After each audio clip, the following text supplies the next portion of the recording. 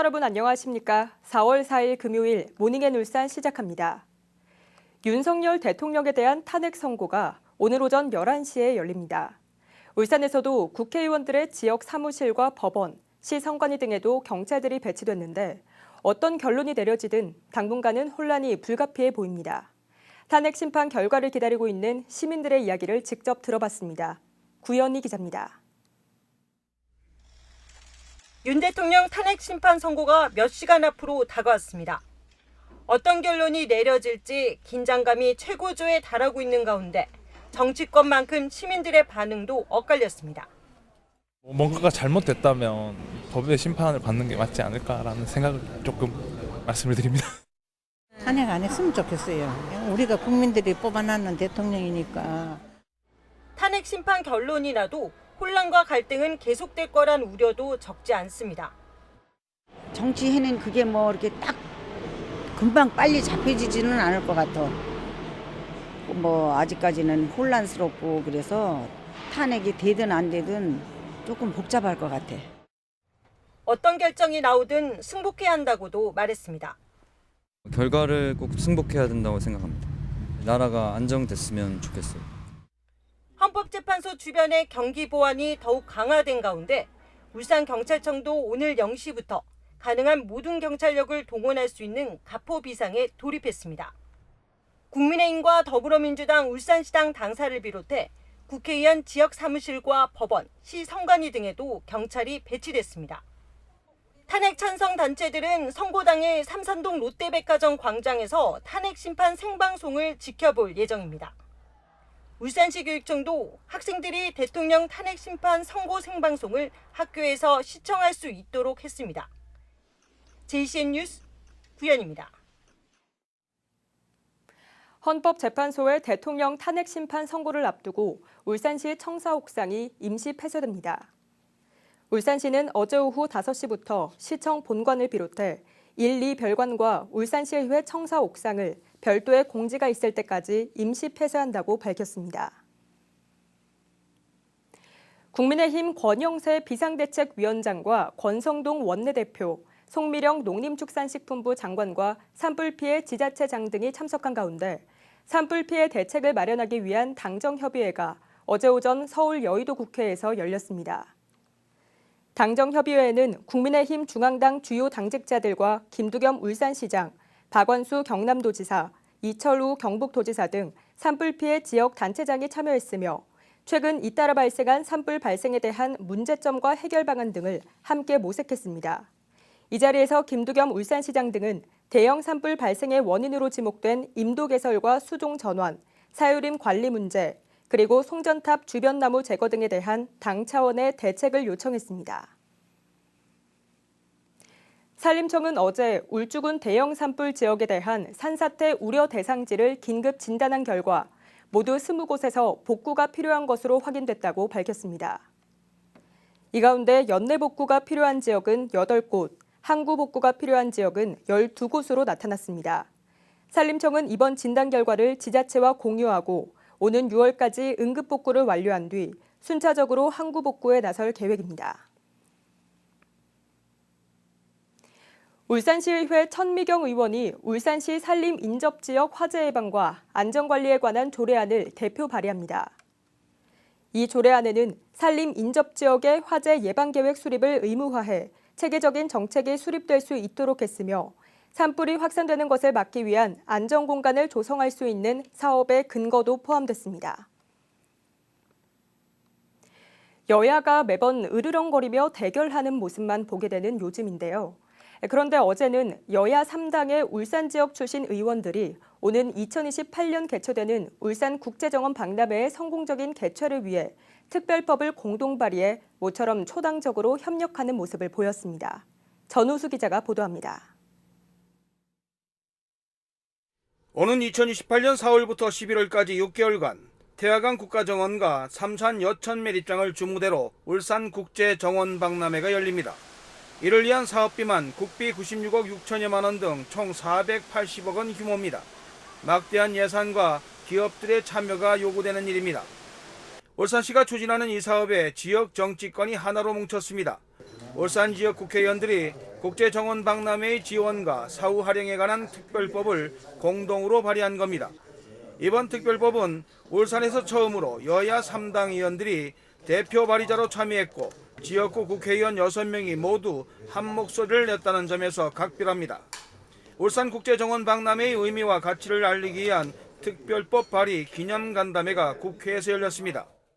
국제정원박람회를 계기로 울산의 경제를 활성화하고 관광산업을 획기적으로 성장시킬 수 있는 기반이 될 것입니다. 울산이 글로벌 경쟁력을 갖춘 정원도시로 도약할 수 있도록 입법적, 제도적으로 적극 뒷받침하겠습니다. 산업과 환경이 조화로운 울산의 미래를 전 세계에 선보일 기회입니다. 이번 특별법 제정을 통해 울산 전역의 고른 성장과 지속 가능한 경제 기반을 마련하는 계기가 되기를 기대합니다. 여야를 막론하고 울산의 정치권이 한뜻으로 협력하는 것은 매우 뜻깊은 일이라고 생각합니다. 울산의 미래 성장 동력을 확보하기 위한 실질적인 정책이 추진되도록 최선을 다하겠습니다. 특별법 법안에는 국제정원 박람회 조직위원회의 법인 설립과 국가와 지자체의 재정 및 행정 지원, 박람회 관련 인허가 절차 간소화, 기부금품 접수와 수익사업 허용을 통한 재원 마련, 그리고 국립정원치유의 전당 신설 등 박람회의 성공 개최와 사후 활용을 위한 구체적 지원 방안이 담겼습니다.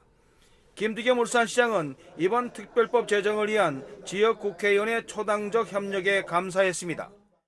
2028년 울산국제정원 박람회 성공 개최는 120만 울산 시민 모두의 영원이고 이번 특별법이 산업에 자연을 더 씌우는 꿈의 도시 울산을 완성할 출발점이 될 것입니다. 이번 법안은 정부 부처 협의와 국회 심사를 통해 올해 하반기 제정을 목표로 하고 있습니다. 2028년 울산국제정원 박람회는 울산시와 산림청 주최로 세계 31개국 1,300만 명의 관람객이 찾을 것으로 기대하고 있습니다. JCN 뉴스 전우수입니다. 지난해 말에 준공된 북구 명촌 공영차고지 내 수소 충전소가 오는 7일부터 본격 운영에 들어갑니다. 울산 명촌 수소 충전소는 울산 지역 17번째 수소 충전소로 국비 42억 원, 민자 38억 원 등 총 80억 원이 투입돼 조성됐습니다. 명촌 수소 충전소는 수소버스 3대를 동시에 충전할 수 있고 버스를 포함한 대형 화물차는 하루 360대, 승용차는 1,440대를 충전할 수 있는 국내 최대 규모의 수소 충전소로 상용차뿐만 아니라 일반 승용차도 충전이 가능합니다. 자동차 업종의 상생 협약을 확산하기 위한 연수회가 어제와 오늘 이틀간 울산 동구 타니베이 호텔에서 열립니다.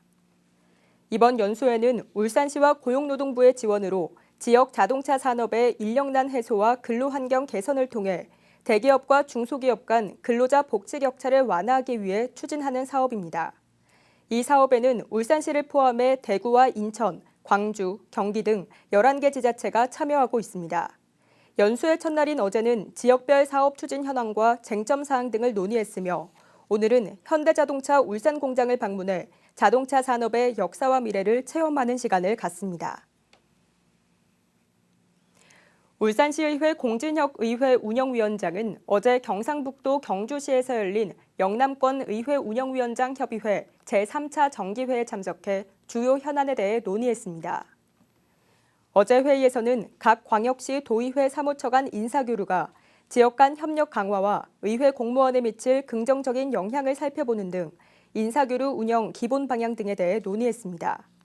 공 위원장은 광역시 도의회 간 인사교류는 의회 공무원의 역량 강화와 정책적 연계를 높이는 데 긍정적인 요소가 될 수 있다며 앞으로 더 실효성 있는 방안을 강구하겠다고 밝혔습니다. SO일이 어제 울주군 산불 피해 이재민을 돕기 위해 성금 2억 원을 기부했습니다. 기부된 성금은 울산사회복지 공동모금회를 통해 전달되며 산불 피해 복구와 이재민 지원에 사용될 예정입니다. SO일은 산불 발생 당시 자체 소방대와 소방차를 현장에 파견해 진화 작업을 지원했으며 진화대원들에게 간식과 식사를 제공하는 등 현장 지원에도 힘썼습니다. 울산시와 코트라 울산지원본부는 울산 디지털 무역종합지원센터를 활용한 중소기업의 해외 마케팅 지원 사업을 추진합니다. 시는 이에 따라 디지털 무역 종합지원센터에 설치된 디지털 무역 상담실을 활용해 사이버 무역 상담을 지원하고 코트라 해외 무역관 사업과 연계해 해외 온 오프라인 유통망에서 물건을 판매할 수 있도록 지원합니다. 시는 오는 30일까지 참가 기업을 선착순 모집하며 75개사를 선정해 지원할 방침입니다.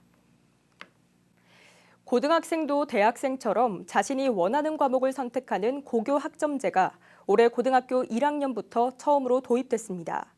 학생들의 학습 선택권을 존중하기 위한 취지로 도입됐지만 7년간의 시범 운영에도 시스템이 제대로 갖춰지지 못하면서 현장에선 여러 문제가 터져나오고 있습니다. 박영훈 기자가 보도합니다. 고등학교 1학년 학생들이 과학실에 모여 수업을 듣고 있습니다. 학생들이 듣고 있는 수업은 고교학점제 공통과목 중 하나인 과학탐구 실험 수업입니다.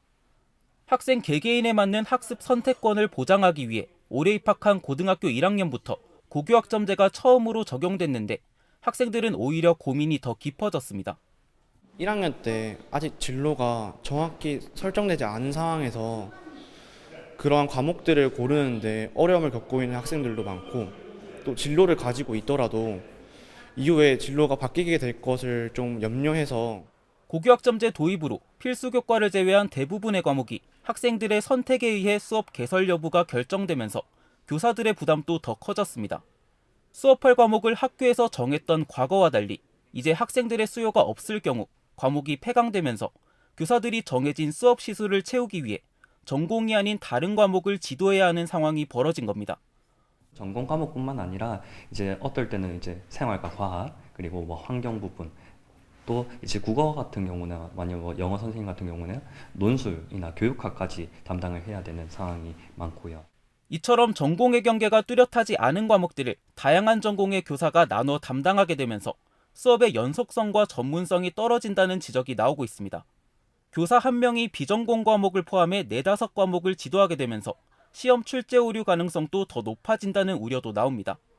다과목 수업 준비 등 교사의 업무 부담은 더 늘어났지만 고교학점제로 교육 시스템이 기존 학년제에서 학기제로 바뀌면서 학기마다 학교 생활기록부를 작성해야 해 방학 기간 교사들의 수업 준비 시간은 오히려 더 줄었습니다. 게다가 이제 이동 수업으로 담임교사가 아닌 각 과목 교사가 출결을 처리해 담임교사에게 전달해야 하는 데다 담임교사의 수업을 한 과목도 듣지 않는 학생까지도 교사가 생활기록부를 작성하게 됐습니다. 교육계에선 고교학점제의 원활한 운영을 위해선 인력 충원과 시스템 정비가 필수라고 말합니다. 교사에게 해당 교과 연수 기회를 제공하여 전공 취득의 기회를 상시적으로 열어둬야 합니다. 그리고 출결 확인 절차 및 성취도 평가를 간소화하고 학점제 운영을 충분히 지원할 정도로 나이스 시스템을 재정비해야 합니다. 고교학점제의 본래 취지가 퇴색되지 않도록 교육당국과 학교 현장의 소통과 실질적인 지원 방안 마련이 시급해 보입니다. JCN 뉴스 박영훈입니다. 울산과학대학교가 연암공과대학교와 한국폴리텍 7대학과 함께 글로컬대학 30 연합공과대학 특별연합대학을 출범했습니다. 울산과학대는 어제 한국폴리텍 창원 캠퍼스에서 업무 협약을 체결하고 울산과학대와 연암공대 연합대학에 올해 글로컬대학 최종 지정을 위해 상호 협력하기로 했습니다. 이번 협약으로 세 대학은 공학기술교육 혁신 모델을 창출해 청년과 성인 학습자, 외국인의 지역 정주 개선과 지속 가능한 발전 등에 협력하게 됩니다. 태화강 국가정원 안내센터 앞에 있는 봄꽃을 주제로 한 포토존이 시민들로부터 큰 인기를 끌고 있습니다. 지난달 설치된 이 포토존은 대형 꽃반지 조형물로 봄의 향기를 듬뿍 느낄 수 있는 인파챈스와 데이지, 펜지 등으로 꾸며졌으며 2028 울산국제정원 박람회 홍보 문안도 함께 장식됐습니다. 울산시는 이 같은 조형물을 봄꽃 축제 기간은 물론 가을 축제 때까지 계절에 맞는 색다른 꽃으로 연출해 방문객들에게 정원도시 울산의 이미지를 지속해서 심어줄 계획입니다. 울산의 아파트 전세 가격이 72주 연속 상승세를 이어갔습니다. 한국부동산원에 따르면 4월 5째 주 울산의 아파트 전세가는 전주 대비 0.09% 오르면서 2주 연속 전국에서 가장 높은 상승률을 보였습니다. 반면 아파트 매매가는 보합세를 보였습니다. 남구청은 올해도 무연고 기초생활수급자의 유품정리 지원 사업을 이어나간다고 밝혔습니다. 이에 따라 남구청은 전문업체와 계약을 맺고 무연고 기초생활수급자가 사망했을 때 고인이 머물렀던 공간을 청소하고 유품을 정리하는 데 필요한 비용을 최대 100만 원까지 지원하게 됩니다. 남구청은 이 사업을 통해 2023년과 2024년에 각각 10명의 유품 정리를 도왔습니다. JCN 모닝앤 울산 마칩니다. 함께해 주신 여러분 고맙습니다.